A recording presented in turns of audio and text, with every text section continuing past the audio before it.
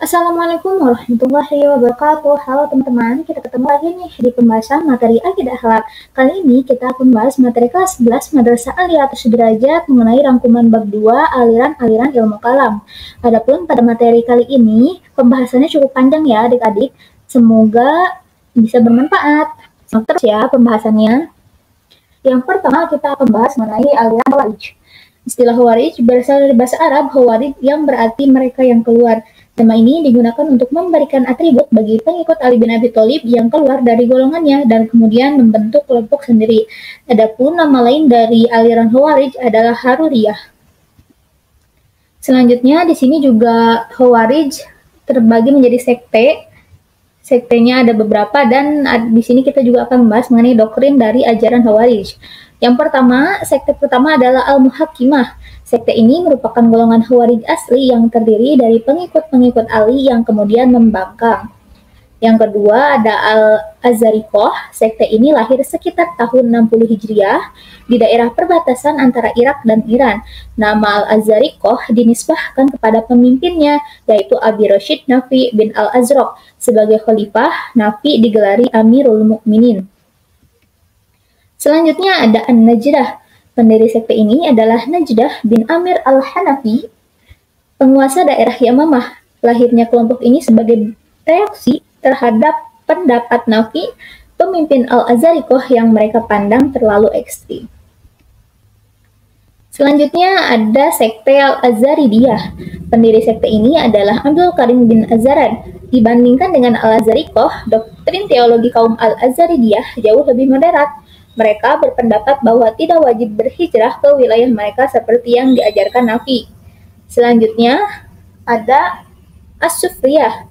Nama As-Sufriyah dinisbahkan kepada Ziyad bin Asfar. Sekte ini membawa paham yang mirip dengan paham Al-Azariqoh, hanya saja lebih lunak. Selanjutnya adalah Al-Ibadiyah. Sekte ini dimunculkan oleh Abdullah bin Ibad al-Muri at-Tamimi pada tahun 680 Masehi. Doktrin teologi yang terpenting antara lain bahwa orang Islam yang berdosa besar tidak dikatakan mukmin, melainkan muwahhid atau orang yang dimaksud adalah kafir nikmat, yaitu tidak membuat pelakunya keluar dari agama Islam. Aliran kedua yang akan kita bahas adalah aliran Syiah. Syiah menurut bahasa berarti sahabat atau pengikut. Dalam kajian ilmu kalam, kata Syiah lebih spesifik ditunjukkan kepada orang-orang yang menjadi pengikut atau pendukung Ali bin Abi Thalib. Adapun propaganda Abdullah ibnu Sabah, jadi Abdullah ibnu Sabah ini adalah pendiri dari aliran Syiah. Yang pertama ada Al-Wisoyah yang artinya wasiat, yang kedua ada Ar-Raj'ah yang artinya kembali, dan yang ketiga ada ketuhanan Ali bin Abi Thalib. Selanjutnya, sekte-sekte Syiah. Yang pertama ada Syiah Sabaiyah. Syiah ini adalah pengikut Abdullah bin Sabah. Sekte ini termasuk Syiah Goliyah, Syiah yang keterlaluan dan berlebih-lebihan. Yang kedua ada Syiah Kaisaniyah. Syiah ini adalah pengikut Muhtad bin Ubay as-Saqafi. Golongan ini tidak mempercayai adanya ruh Tuhan dalam tubuh Ali bin Abi Thalib. Tetapi mereka meyakini bahwa Imam Syiah adalah ma'sum dan mendapatkan wahyu. Sekte selanjutnya adalah Syiah Imamiyah, yaitu Syiah yang percaya kepada imam-imam yang ditunjuk langsung oleh Nabi Muhammad, yaitu Ali bin Abi Thalib sampai 12 orang imam keturunannya. Sekte Syiah yang keempat adalah Syiah Ismailiyah, yaitu Syiah yang mempercayai hanya 7 orang imam, yaitu mulai Ali bin Abi Thalib dan diakhiri dengan Ismail bin Ja'far as-Shadiq, yang lenyap dan akan keluar pada akhir zaman. Sekte Syiah selanjutnya yang akan kita bahas adalah Syiah Zaidiyah, yaitu Syiah pengikut Imam Zaid bin Ali bin Husain bin Ali bin Abi Thalib. Syiah ini berkembang di Yaman. Sekte ini termasuk yang tidak gulat. Mereka tidak mengkafirkan Abu Bakar As-Siddiq, Umar bin Khattab, Utsman bin Affan, walaupun berkeyakinan bahwa Ali bin Abi Thalib lebih mulia dari ketiganya. Selanjutnya ada Syiah Qaramitah, yaitu kaum Syiah yang suka menafsirkan Al-Quran sesuka hatinya. Mereka mengatakan bahwa malaikat-malaikat adalah mubaligh mereka dan setan-setan adalah musuh mereka. Sembahyang adalah mengikuti mereka, haji adalah ziarah kepada imam-imam mereka. Aliran selanjutnya yang akan kita bahas adalah aliran Murji'ah. Kata Murji'ah berasal dari bahasa Arab arja'a yang artinya menunda. Aliran ini disebut Murji'ah karena mereka menunda menghukumi persoalan konflik politik antara Ali bin Abi Thalib, Muawiyah bin Abi Sufyan, dan Khawarij sampai pada hari perhitungan di akhirat nanti. Adapun sekte Murji'ah dan pahamnya terbagi menjadi dua. Yang pertama ada Murji'ah moderat dan yang kedua ada Murji'ah ekstrim. Untuk penjelasan lebih lanjut, boleh teman-teman share di kolom komentar ya, atau teman-teman boleh search di mesin penelusuran. Selanjutnya kita akan membahas mengenai aliran Jabariyah. Aliran ini muncul dari sikap yang skeptis terhadap situasi politik pada masa pemerintahan Muawiyah bin Abi Sufyan. Perasaan tidak berdaya itu kemudian dirumuskan dalam pemikiran teologi bahwa semua perbuatan manusia merupakan wujud kehendak Allah. Paham Jabariyah pertama kali dilontarkan oleh Ja'ad bin Dirham yang selanjutnya dikembangkan oleh Jaham bin Safwan yang wafat pada tahun 131 Hijriah. Adapun doktrin aliran Jabariyah diantaranya adalah segala gerak dan perbuatan yang dilakukan manusia pada hakikatnya adalah dari Allah semata, sehingga aliran ini dikatakan fatalism atau predestination. Aliran selanjutnya adalah aliran Qadariyah. Doktrin aliran Qadariyah, menurut Qadariyah, manusia mempunyai tanggung jawab untuk menegakkan kebenaran dan kebaikan serta menghancurkan kezaliman. Manusia diberi daya oleh Allah dan kekuatan untuk melakukan suatu perbuatan sehingga dinamakan aliran free will and free act.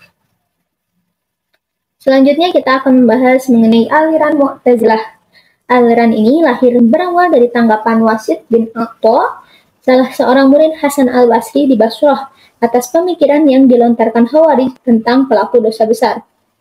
Adapun ajaran Mu'tazilah dituangkan dalam Al-Ushul Al-Khamsah, 5 dasar ajaran, yaitu yang pertama ada Tauhid yang artinya keesaan Allah, yang kedua ada Al-Adlu yang artinya keadilan Allah, yang ketiga ada Al-Wa'du wal-Wa'id, janji dan ancaman, yang keempat ada Al-Manzilah baina Al-Manzilatain yang artinya posisi di antara dua posisi, serta yang kelima ada Amar Ma'ruf Nahi Munkar, memerintahkan yang baik dan mencegah yang mungkar. Selanjutnya kita akan membahas mengenai aliran Asy'ariyah. Dinamakan aliran Asy'ariyah karena dinisbahkan kepada pendirinya yaitu Abu Al-Hasan Ali bin Ismail Al-Asy'ari. Beliau lahir di Basrah, Irak pada tahun 260 Hijriah dan wafat pada tahun 324 Hijriah. Al-Asy'ari mengawali belajar ilmu kalam dari ayah tirinya yang bernama Ali Al-Jubai yang berakidah Mu'tazilah. Dengan demikian, maka Al-Asy'ari mempunyai paham yang sama dengan gurunya yaitu Mu'tazilah. Pokok-pokok ajaran Asy'ariyah. Yang pertama, sifat Tuhan. Yang kedua, kekuasaan Tuhan dan perbuatan manusia. Yang ketiga, keadilan Tuhan. Yang keempat, melihat Tuhan di akhirat. Serta yang kelima, dosa besar. Selanjutnya kita akan membahas mengenai aliran Maturidiyah. Di sini ada dua aliran Maturidiyah. Yang pertama ada aliran Maturidiyah Samarkand. Nama aliran Maturidiyah diambil dari nama pendirinya yaitu Abu Mansur Muhammad bin Muhammad. Dalam beberapa hal, pemikiran kalam Al-Maturidi ada kemiripan dengan Mu'tazilah, namun sebagian besar mempunyai kesamaan dengan pemikiran kalam Al-Asy'ari. Al-Maturidi dan Al-Asy'ari memposisikan diri sebagai kontra pemikiran Mu'tazilah. Adapun pokok-pokok ajaran Maturidiyah Samarkand, yang pertama kewajiban mengetahui Tuhan, yang kedua kebaikan dan keburukan menurut akal, dan yang ketiga hikmah dan tujuan perbuatan Tuhan. Selanjutnya ada Maturidiyah Bukhara. Pemikiran kalam Maturidiyah Bukhara dikembangkan oleh Al-Bazdawi. Nama lengkapnya adalah Abu Yusr Muhammad bin Al-Husain bin Abdul Karim Al-Bazdawi, dilahirkan pada tahun 421 Hijriah. Adapun pokok-pokok ajaran Maturidiyah Bukhara, yang pertama ada akal dan wahyu, yang kedua sifat-sifat Tuhan, yang ketiga kalam Allah, yang keempat perbuatan manusia, serta yang kelima janji dan ancaman. Perbandingan ajaran aliran ilmu kalam. Yang pertama akal wahyu menurut aliran Mu'tazilah. Pokok-pokok pengetahuan tentang Tuhan serta kriteria baik dan buruk dan mensyukuri nikmat adalah wajib sebelum turunnya wahyu. Wahyu memiliki fungsi konfirmasi dan informasi, memperkuat apa yang telah diketahui akal dan menerangkan apa yang belum diketahui oleh akal. Adapun menurut aliran Asy'ariyah, akal dan wahyu, Imam Al-Asy'ari menjelaskan yang menentukan baik dan buruk, kewajiban terhadap Tuhan dan kewajiban melaksanakan yang baik dan menjauhi yang buruk adalah wahyu. Sedangkan aliran Maturidiyah berpendapat bahwa Abu Mansur menjelaskan bahwa akal dapat mengetahui Tuhan, baik dan buruk, serta mengetahui kewajiban terhadap Tuhan. Akan tetapi yang menetapkannya adalah wahyu. Selanjutnya adalah mengenai iman dan kufur.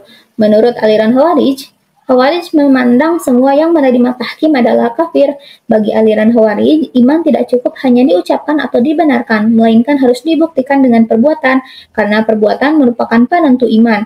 Maka dari itu, bagi yang melakukan dosa besar adalah kafir. Menurut aliran Murji'ah, iman adalah makrifat sama dengan ikrar dan tasdik. Amal tidak termasuk unsur iman, sedang kufur adalah mengingkari. Oleh karena itu, apapun yang dilakukan oleh seseorang tidak mempengaruhi imannya sekalipun berbuat dosa. Selanjutnya menurut aliran Mu'tazilah mengenai iman dan kufur. Aliran Mu'tazilah mengemukakan bahwa iman adalah ketaatan kepada apa yang diwajibkan dan disunahkan. Sedangkan menurut aliran Asy'ariyah membedakan antara iman dan Islam. Iman bersifat khusus berhubungan dengan hati, yakni ikrar dan tasdik. Sementara Islam mempunyai ruang lingkup yang luas meliputi syariat atau pengalaman, sehingga tidak dapat digolongkan kafir karena melakukan dosa besar. Selanjutnya mengenai perbuatan manusia. Menurut aliran Jabariyah, paham Jabariyah memandang bahwa manusia tidak merdeka dalam mengerjakan perbuatannya. Yang menentukan perbuatan manusia adalah Tuhan, sehingga paham ini dikenal dengan fatalisme. Yang kedua ada menurut aliran Mu'tazilah. Aliran Mu'tazilah mempunyai kesamaan dengan paham Qadariyah dalam hal perbuatan manusia, yaitu manusia sendirilah yang menentukan perbuatannya, baik perbuatan jahat maupun perbuatan baik, begitu pula iman dan kufur. Selanjutnya menurut aliran Asy'ariyah. Menurut Asy'ariyah, manusia lemah, banyak bergantung kepada kehendak dan kemauan Tuhan. Sedangkan menurut aliran Maturidiyah samarkan memberikan batas pada kekuasaan dan kehendak mutlak Tuhan. Mereka berpendapat bahwa perbuatan Tuhan hanyalah menyangkut hal-hal yang baik saja. Dengan demikian, Tuhan berkewajiban melakukan yang baik bagi manusia. Selanjutnya adalah mengenai kehendak mutlak dan keadilan Tuhan. Menurut aliran Mu'tazilah, Allah tidak berkuasa mutlak. Kemutlakan kekuasaan Allah dibatasi oleh beberapa hal yang telah ditetapkan oleh Allah sendiri, yang mana Tuhan tidak akan melanggarnya berdasarkan kemauannya sendiri. Selanjutnya menurut aliran Asy'ariyah. Aliran Asy'ariyah menyatakan bahwa Allah mempunyai kekuasaan mutlak dan tidak tunduk kepada siapapun. Baik, cukup sekian pembahasan kita pada materi kali ini. Semoga bermanfaat. Mohon maaf apabila ada kesalahan. Don't forget like, comment, and subscribe. Assalamualaikum warahmatullahi wabarakatuh.